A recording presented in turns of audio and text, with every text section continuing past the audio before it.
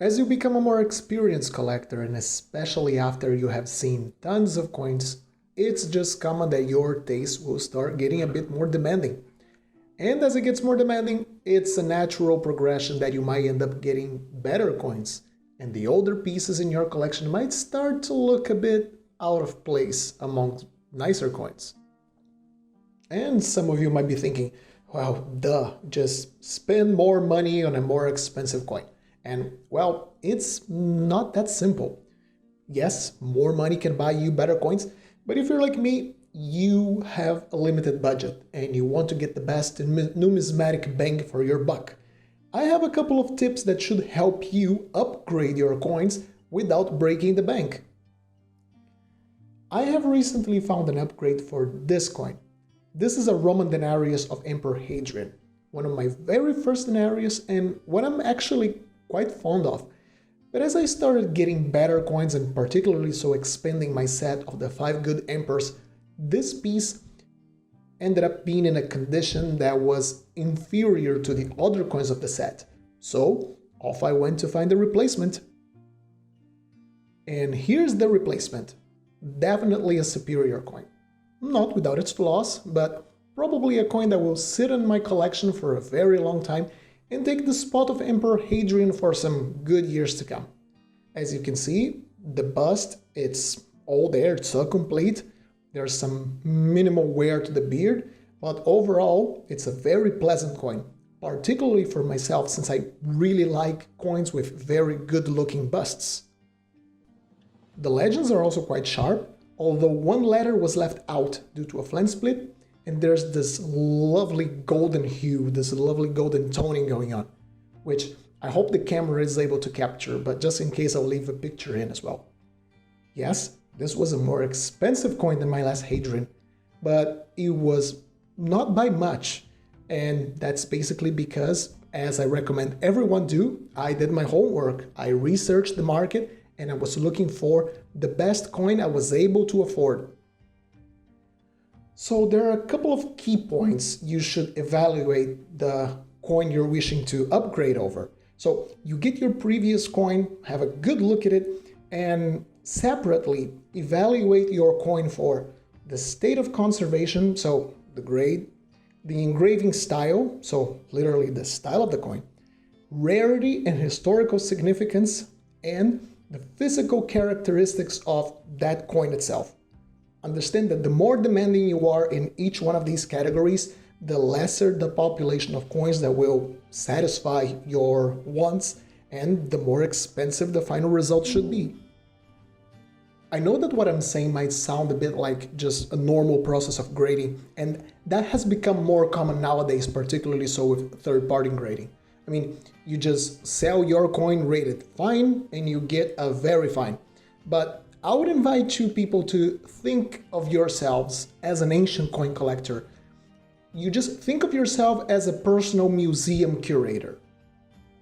You are assembling a finely curated collection of historical pieces that together will become a journey through time in coin form. And you want it to look the best and the most well-rounded as you can. It's such an important skill for a coin collector to know how to identify an exceptional coin and identify a coin that passes a cool message without having to rely on other people and on a grade attributed by someone else. So let's get to the key points I've just mentioned. And the first one obviously is the state of conservation. And that's simply how well preserved the coin is and how much honest wear from circulation it has. This is an easy one to figure out. You are going to head over to the main shops like VCoins, MA shops, Numisbits, Bidder. You're going to find similar coins to the type you are looking for, and you will compare them all together and find a sweet spot. How much wear can I stand on a coin before it starts looking unappealing, compared to how much I can pay before I need to start considering selling my kidney to pay for this coin? Remember the golden rule. Always buy the best coin you're able to afford. As condition starts approaching uncirculated and mint state levels, the upper echelons, the prices really start to skyrocket. So be mindful of that. On the case of my Hadrian here, it's simple. I've upgraded from a fine to a good, very fine. Could I go for an extremely fine?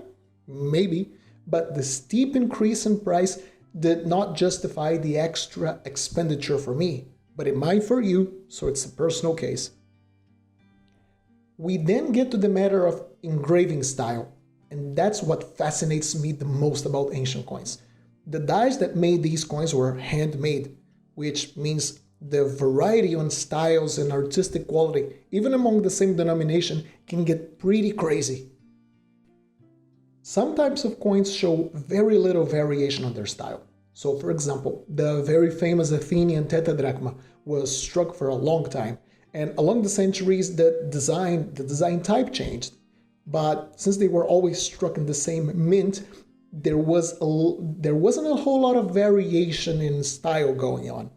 So for example, the most common of the Athenian owls, the mass issue owls, for example, if you look at the bust of Athena and the owl itself, you don't see too much of a difference between them. However, some other types of coins varied wildly in style. Let's take a look, for example, at the tetradrachma issued under King Lysimachus, one of Alexander the Great's successors. I have a coin of this type, and it looks quite good actually. I love it, and it's such a fantastic coin to have on hand. And you would be excused to think this was a coin of really good style, until you realize that some other examples were made in marvelous style, really well made, which explains why I was able to afford one of these coins in the first place. My coin is of a somewhat mediocre style, while the other one I'm showing on screen, gorgeously engraved, was probably made by a master engraved and will command a huge premium over the other coin. And how do you find out how your coin or the coin you're looking for pairs up against its peers in regards to style? So once again, good old research. You're going to look around the internet at old auction listings for similar types of coins and evaluate what kind of engraving quality are you looking for? What kind of price are you willing to pay? Am I happy with a mediocre style of this type of coin I really want? Or I am only going to settle for coins of fantastic style, even though I might need to pay a huge premium? We then get to what I call rarity/historical significance. I have discussed previously in another video that rarity by itself does not necessarily mean a coin will command a premium. What will make a coin more expensive, however, is if it possesses some kind of historical significance or something that will make it remarkable as a historical or collectible object, because this will drive up demand. And these coins also, because they are interesting and they mark certain events, typically also tend to be rarer, which compounds this effect. It all may sound a little bit arbitrary, but let me explain with our coin here. So let's go back to our Hadrian denarius. Here on the reverse, we have abundantia, the incarnation of plentifulness and prosperity. These are the so-called allegorical reverses, and they are by far the most common ones, and don't carry any significant premium. So if you don't want to spend a lot, for example for denarii, these kinds of reverses tend to be cheaper, even in good grades. However, Hadrian has a very famous and very desirable set called the Travel Series, where he depicts the incarnation of different provinces he visited. These coins are very collectible and have a lot of dedicated collectors. Therefore, these tend to be quite expensive coins, even at mediocre grades. So once again, back to my old Hadrian denarius here. I actually think my old denarius, which is in worse shape, has a better historical significance value compared to my new coin. The reverse of my old coin features a modius, the old Roman standard measure of grain, and they would carry this standard measure in this little barrel that you see here depicted on the coin. This is a testimony of how the Romans would standardize weights and measures, and this makes this coin more historically relevant than some random allegory. If we want to take this historical significance thing to the extreme, Let's take a look at coins from Julius Caesar. Anything related to Caesar immediately becomes incredibly desirable. So even common coins from him, like the elephant denarius, are expensive just because it comes from Julius Caesar. But if we go one step further and we get a denarius with a portrait of Caesar, now the crowds go wild, the auction floors burst into excitement and crazy bids, and this coin will most definitely be a very, very expensive coin. Why? Because it is historically relevant. And finally, we come to what I call physical characteristics of the coin. This is somewhat connected to the state of conservation of the piece, and I've made a video on the anatomy of a coin. I recommend you check it out if you're new to coin collecting, because it is quite important, particularly so for ancient coins which were handmade. And what I mean by that is basically the condition of the flan, the metal where the coin was struck in. Is this a nice, chunky coin struck in a big flan which is able to capture all of the details of the coin? Or is it an undersized or ragged flan which has parts of the design missing? Is the metal this coin is made out of in good condition? Does it have any corrosion or damage, or does it look absolutely pristine? Does the coin have a nice toning, a nice patina, which helps the coin visually and makes it easier to read and appreciate its details? You need to consider all of that. A coin can be in good condition and be of nice style, but the metal itself also needs to be of good quality, and if it is, it will influence the price. If we go back to our Hadrian coin here, I'll even post a picture instead of filming it now so you can see it statically. We can see that the coin is in good condition and it is of reasonably nice style, but the flan itself has some ragged edges as well as some scratches. This will obviously detract some of its value. Also, weighing 2.9 grams, this is an underweight coin, something that also detracts value. So now it is up to you to make a decision of what exactly are you looking for in a coin. What I do is I pick up these 4 qualities for a coin and I give them different levels of priority depending on the kind of coin I'm looking for.